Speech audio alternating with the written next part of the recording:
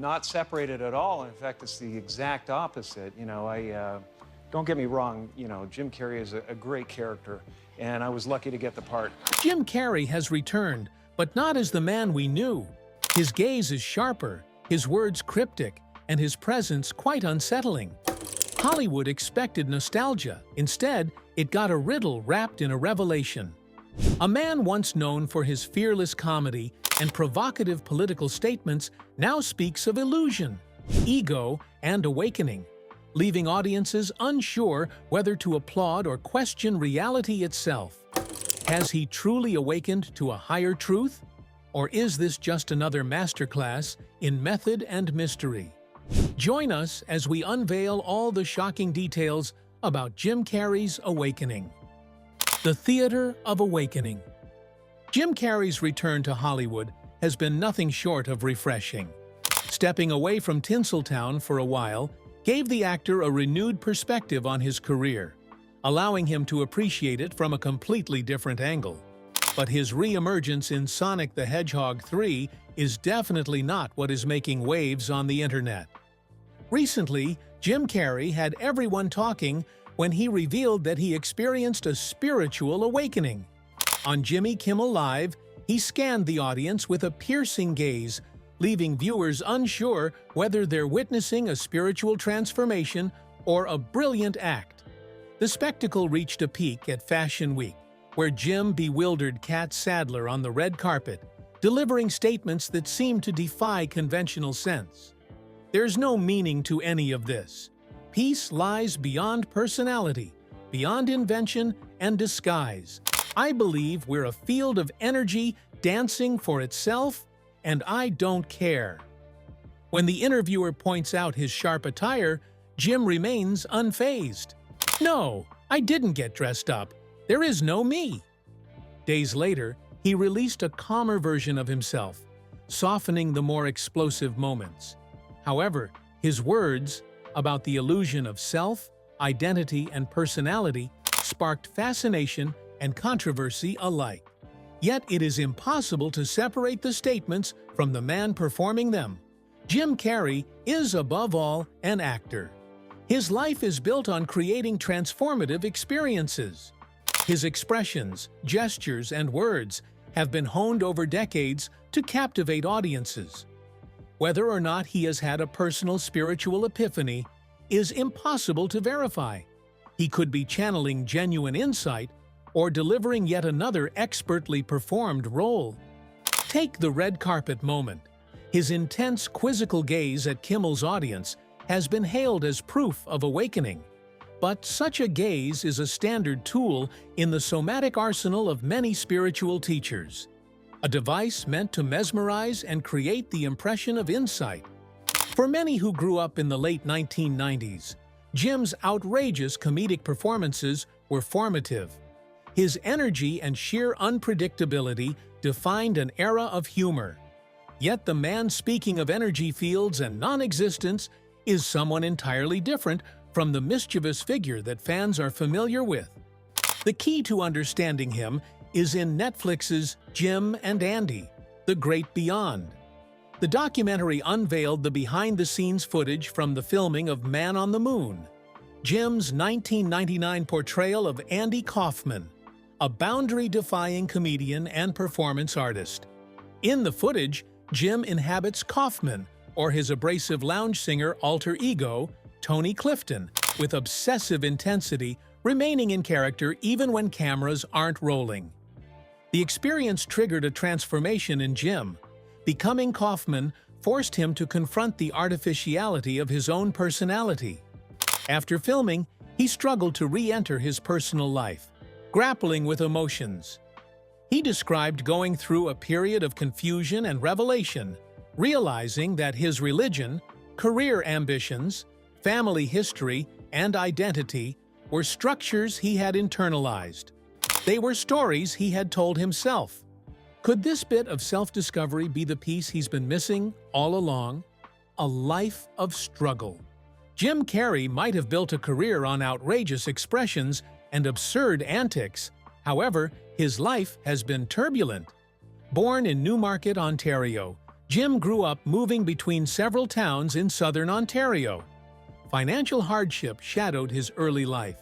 When Jim was 14, his father, Percy, lost his job, and this unfortunate situation forced their family into a brief period of homelessness in a van. Jim, his father, and his siblings took on janitorial work to make ends meet. Despite the instability, his dad remained supportive, driving Jim to gigs and encouraging his performances, even as the family struggled to regain a stable home. But things didn't get any better as Jim soon faced another challenge. His mother's illness forced him to leave school and get a job to help support the family. His mother, Kathleen, struggled with ongoing health problems, and her way of coping often involved dark humor about her own mortality. As a child, Jim was exposed to these morbid jokes daily, leaving him anxious and deeply aware of life's fragility. The traumatic experience planted a fear of death that followed Jim for years. In an effort to soothe his mother, young Jim discovered that he could bring her comfort and laughter through his comedic antics. From a very early age, Jim turned to performance as a coping mechanism. Over time, what began as a way to manage fear evolved into an extraordinary talent for making people laugh. This self-assurance led him to write to Carol Burnett, pitching himself as a master impersonator worthy of a spot on The Carol Burnett Show. Though he did not land the role, Burnett's response encouraged him to keep pursuing performance. The road to success was neither smooth nor kind. Jim faced repeated rejection in his early career. Teen audiences and local comedy clubs often rejected his style. He was booed off stages multiple times. In 1980, he auditioned for Saturday Night Live, only to be turned down 3 times. Yet perseverance paid off. By his 20s, Jim had caught the attention of comedy legend Rodney Dangerfield, who invited him to open on tour. The exposure gave Jim the experience and confidence he needed to move to Hollywood, where a new set of challenges awaited. In Los Angeles, he began performing at the Comedy Store with the goal of landing a spot on The Tonight Show. Initially, luck seemed to favor him. Johnny Carson booked him to appear on the iconic show, but Jim's confidence nearly sabotaged the newfound opportunity. After performing at the Improv, producers were unimpressed, and his Tonight Show booking was temporarily revoked. Despite the setback, Jim kept going. Amid the chaos of early Hollywood life, Jim found personal stability. In 1987, he married Comedy Store waitress Melissa Weimer, and the couple welcomed a daughter, Jane, who later pursued her own path in the entertainment world. But their marriage wasn't a bed of roses, as Melissa Weimer quickly realized just how depressive he could be. She recalled countless nights spent trying to console him until the early hours, offering support and encouragement when he needed it most. But soon after, the universe rewarded him with some luck, and things began to take shape after a decade of grinding in small comedy clubs and going through countless rejections. What was the golden opportunity that finally thrust him into the limelight that he craved? A second chance at life. In 1990, Jim stepped onto the set of In Living Color, a bold sketch comedy show featuring a predominantly black cast. Jim Carrey's outrageous characters, most notably the explosive Fire Marshal Bill and the hilariously awkward Vera DeMilo, immediately turned heads. His manic energy and fearless physical comedy made him impossible to ignore. Audiences couldn't get enough, and Jim had officially broken through as a force in comedy. It wasn't long before Hollywood noticed. In the early 1990s, Morgan Creek Productions was searching for someone to lead an offbeat comedy, Ace Ventura, Pet Detective. Initially, the studio considered Rick Moranis and David Alan Grier, even floating names like Alan Rickman and Judd Nelson. But when a producer spotted Jim's unpredictable brilliance, it was clear he was the perfect fit. The gamble paid off spectacularly. Released in early 1994, Ace Ventura became an unexpected smash, raking in over $100 million domestically. Jim, once a quirky television actor, was now a bona fide box office draw. That same year, New Line Cinema, also impressed by his work on In Living Color, cast him as the lead in The Mask. Another $100 million hit cemented Jim's meteoric rise, proving that his brand of fearless comedy could dominate screens nationwide. Surprisingly, Jim's early paychecks were modest by Hollywood standards: $350,000 for Ace Ventura and $450,000 for The Mask. But money was never the point.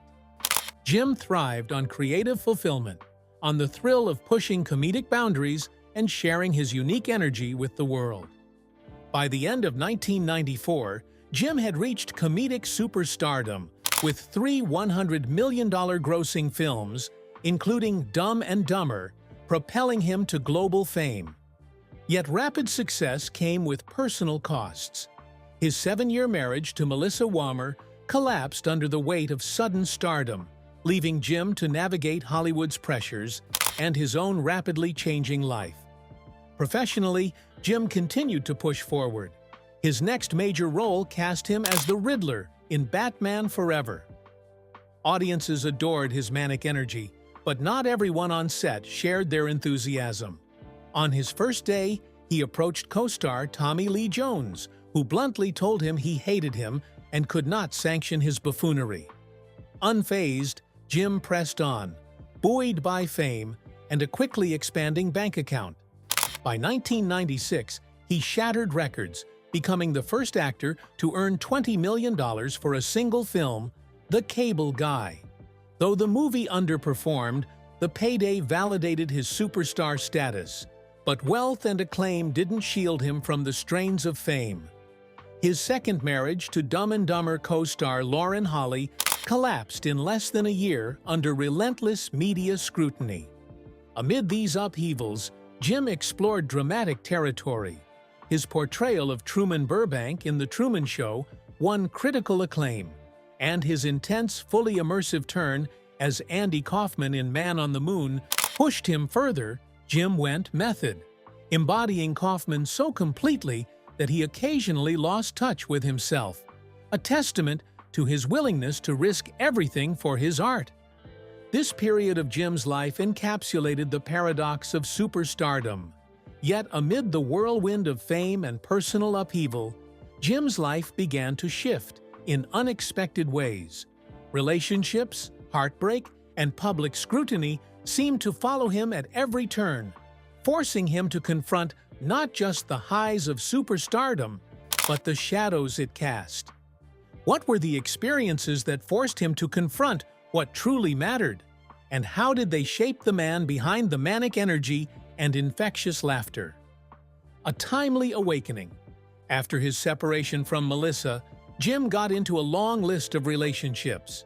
There was the brief marriage to co-star Lauren Holly that ended in less than a year, and high-profile relationships with Renee Zellweger and Jenny McCarthy that drew intense media attention. His involvement with McCarthy even stirred controversy over his public support of anti-vaccine beliefs linked to her. In 2012, he began a relationship with makeup artist Catriona White, which was deeply intertwined with both of their struggles with depression. The couple dated from 2012 to 2015, maintaining a mostly quiet relationship. However, after their breakup, tragedy struck. On September 28, 2015, Catriona died from a prescription drug overdose. Jim, still reeling from the split, was devastated and pallbearer at her funeral, carrying the coffin of the woman he had loved. What seemed like a private grief soon turned into a public ordeal as details of their relationship began to emerge. One complication was that Catriona had been married to another man, Mark Burton, during most of her relationship with Jim. Catriona married Burton in 2013, yet continued seeing Jim. Following her death, Burton filed a wrongful death lawsuit against Jim. claiming that his celebrity status had facilitated her access to the drugs that caused her overdose. Jim responded swiftly, countersuing and stating, "I will not tolerate this heartless attempt to exploit me or the woman I loved. Kat's troubles were born long before I met her, and sadly her tragic end was beyond anyone's control." The public legal battles revealed painful and private details. Cathriona's mother filed a lawsuit as well, and court documents exposed shocking aspects of their relationship. Notes from Cathriona's therapist described Jim as having anger issues, manipulative behavior, and instances of verbal abuse. Additionally, it became public that Jim had tested positive for multiple STIs, including hepatitis, herpes, and chlamydia, which he had not disclosed to Cathriona. The breakup itself left Cathriona in a fragile state. Her therapist indicated that she feared Jim might retaliate physically or invade her space, further compounding her anxiety and mental distress. Though the lawsuits were eventually dismissed, the damage to Jim's public image lingered, and no court proceedings could undo the emotional loss. By 2018, all claims had been dismissed, yet the trauma never left him. However, his trauma and tragedy of losing someone to self-harm forced him to face fears of his own. It led him to openly share his battle with major depressive disorder, describing his past experience on Prozac as living in a low level of despair. He explained that while he could function and smile at work, there were no real answers, just a persistent, dull weight that never fully lifted. Seeking a true transformation, Jim abandoned medication and turned to spirituality and art for refuge. He removed all drugs, alcohol, and coffee from his life. The result, a remarkable shift in his mental state. "I had that for years, but now when the rain comes, it rains, but it doesn't stay. It doesn't stay long enough to immerse me and drown me anymore." The turning point in Jim's spiritual journey came during the filming of Man on the Moon in 1999, where he portrayed comedian Andy Kaufman. Immersing himself in the role, he experienced a disintegration of ego, a deep questioning of identity, and what Carl Jung might call the emergence of the self. Nearly 2 decades later, the Netflix documentary Jim and Andy: The Great Beyond offers behind-the-scenes footage, revealing Jim's spiritual and psychological transformation. He appears almost unrecognizable, far removed from the comic persona audiences knew. Jim recounted the precise moment when the role of Kaufman truly took hold. Alone on a beach, watching dolphins swim in a pool of sunlight, he sensed Kaufman tap him on the shoulder. "Sit down, I'll be doing my movie." At that instant, Jim surrendered fully to the experience, relinquishing control over what followed. After filming concluded, Jim describes a change. The person he had been before the role seemed erased. Playing Kaufman effectively rebooted his mind, leaving a blank slate. Observing his own ego with clarity, he reflected, "Who's Jim Carrey? Oh yeah, he doesn't exist. There's just a relative manifestation of consciousness appearing, and then somebody gave him a bunch of ideas, a name, a religion, and a nationality, and he clustered those together into something that is supposed to be a personality." Through all of this, Jim came out not just as a changed actor, but as a guy who'd faced his deepest struggles with depression and identity. And it didn't just change him, it shook up his career too. But how? Method acting or madness? Jim's reset of consciousness led him to a powerful, almost compulsive engagement with art. In the short film, I Needed Color, he describes this period as an obsession with painting. He explained that when he initially started painting a lot, there was nowhere to move in his home because paintings were everywhere. They were becoming a part of the furniture. For Jim, art is less a deliberate act and more a force that moves through him. Creative flooding can push an artist to the edge, where imagination spills over into action. And for Jim Carrey, that edge was reality itself. During the filming of Man on the Moon, his immersion into Andy Kaufman, and sometimes Kaufman's alter ego, Tony Clifton, turned that surge of creativity into unpredictable, chaotic, and unforgettable moments on set. Jim's commitment to being Kaufman meant he interacted with his fellow actors in bizarre, unpredictable ways. At first, some found it impressive, but when he decided to communicate only telepathically, frustration quickly set in. Co-stars soon realized that working with Jim in full Andy mode would be a test of patience. One particularly notorious stunt involved Paul Giamatti, who recalled Jim filling his pockets with Limburger cheese, the notoriously pungent dairy. Jim would then shake hands or hug people, spreading the unbearable stench across the set. The antics were grotesque, but given Jim's star status, few dared to complain. The chaos escalated further when pro wrestler Jerry Lawler came to film his scene. Jim, relishing Kaufman's legendary feud with Lawler, pushed things too far. He relentlessly taunted Lawler and, during the filming of their staged fight, actually spat on him. Lawler retaliated, and Jim ended up in the hospital with injuries from the scuffle. Upon returning to set in a neck brace, he refused to work with Lawler again, but at this point, no one could truly tell what was performance and what was real. Even director Milos Forman, a veteran of Hollywood, was pushed to his limits. Forman admitted, "I have never been intimidated by another man, and I am intimidated by Tony Clifton." Jim's immersion in the role disrupted not only the cast and crew, but also the entire rhythm of production.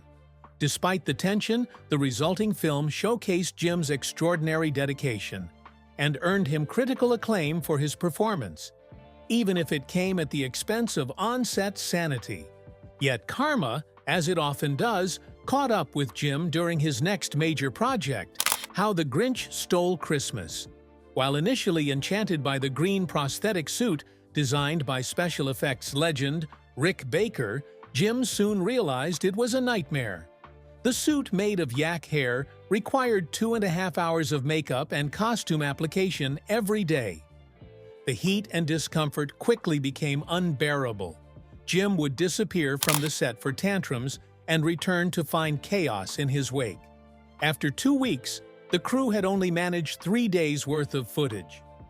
Frustration escalated to the point where makeup artist Kazuhiro quit in protest. Recognizing the danger to the production, Baker and director Ron Howard intervened. Jim agreed to curb his outbursts, and Hiro returned, but the actor still needed help managing the physical and psychological strain of the suit. In an extreme measure, Jim hired a trainer experienced in teaching CIA agents to endure torture, learning techniques to withstand the grueling conditions of the costume and long hours on set. This dedication, though unusual, highlighted Jim's unique approach to performance: total immersion, no matter the cost. Across both films, a pattern emerges. Jim Carrey pushes himself and everyone around him to the edge. His performances were fueled by fearlessness, absurdity, and an almost spiritual commitment to embodying his characters. While his antics could infuriate co-workers, create physical risks, and disrupt entire productions, they also resulted in unforgettable performances that defined Jim's career. Despite his creative talent, Carrey has a list of people who couldn't stand him for several reasons. Who are they, and what are some of these reasons? The controversial genius Hollywood loves and loathes. While Jim Carrey was busy making audiences laugh, he simultaneously ruffled feathers across Hollywood. One notable clash occurred during the filming of Batman Forever in late 1994. An established actor reportedly found Jim insufferable, even labeling him a buffoon, a harsh verdict from a seasoned Hollywood veteran. Jim's outspoken liberal views further fueled controversy. After Donald Trump assumed the presidency, Jim created political cartoons critiquing administration figures, while these works earned him a fresh audience appreciative of his artistic voice.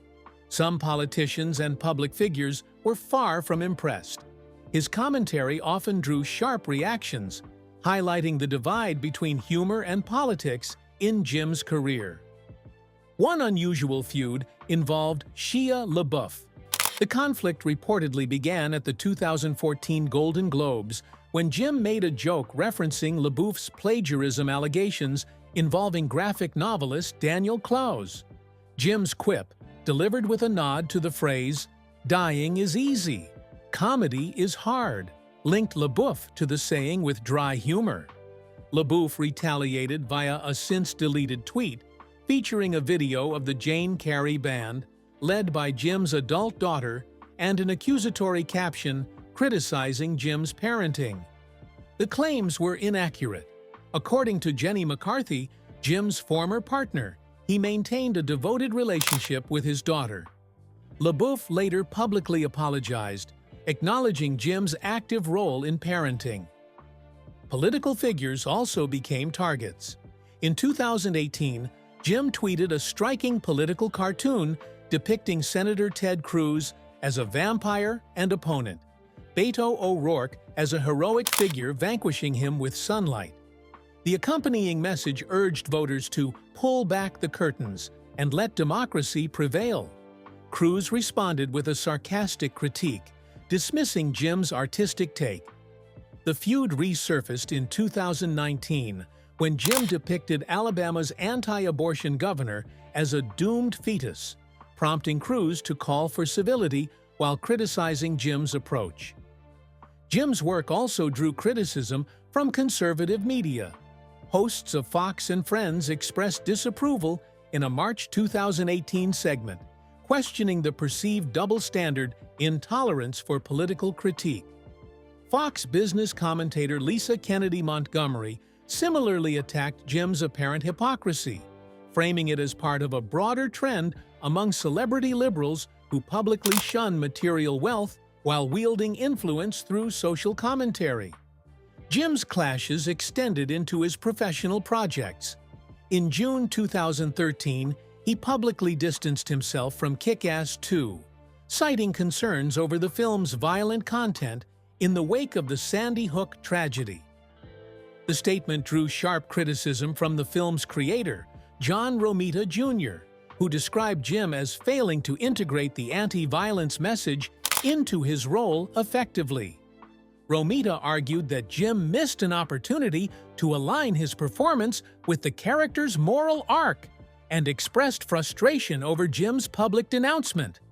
From Hollywood veterans to political figures and co-creators, Jim's outspoken personality and artistic choices have consistently sparked disagreement, whether through sharp humor, political cartoons, or critical statements about his own work. Jim has navigated a career punctuated by both admiration and antagonism.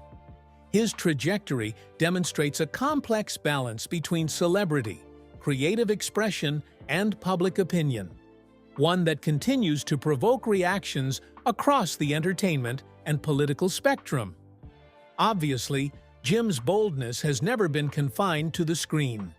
His willingness to speak his mind, no matter the reaction, has often blurred the line between artist and activist.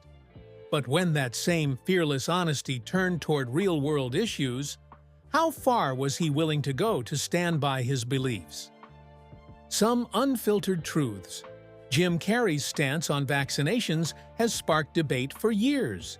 In June 2015, the actor openly criticized California Governor Jerry Brown after the governor signed a law removing personal and religious exemptions for vaccines.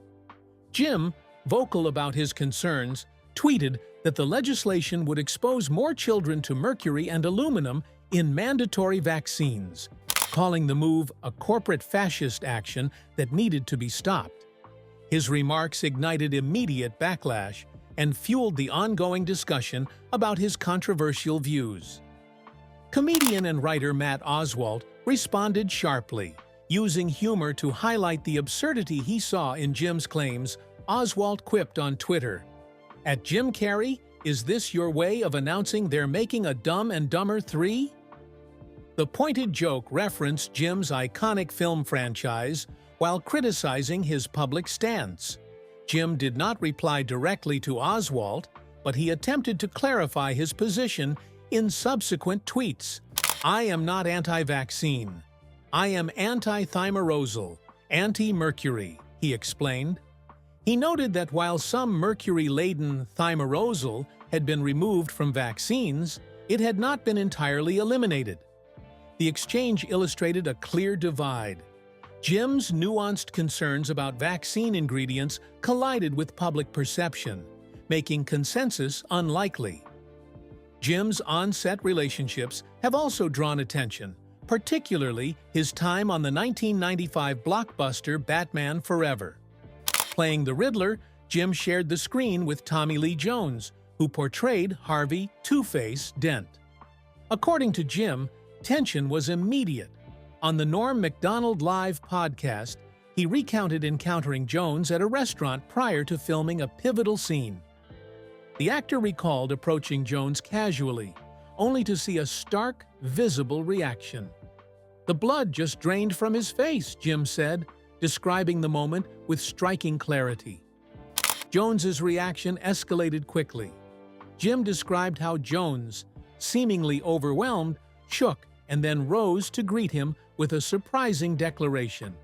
"I hate you. I really don't like you." Jim, attempting to defuse the situation, pulled up a chair to talk, but Jones bluntly stated his disdain. "I cannot sanction your buffoonery," Jim recalled Jones saying, encapsulating the clash of personalities on set. Despite the confrontation, Jim reflected on the incident without bitterness. He offered his own interpretations of Jones's hostility, admitting that the veteran actor may have been frustrated by Jim's exaggerated comedic style.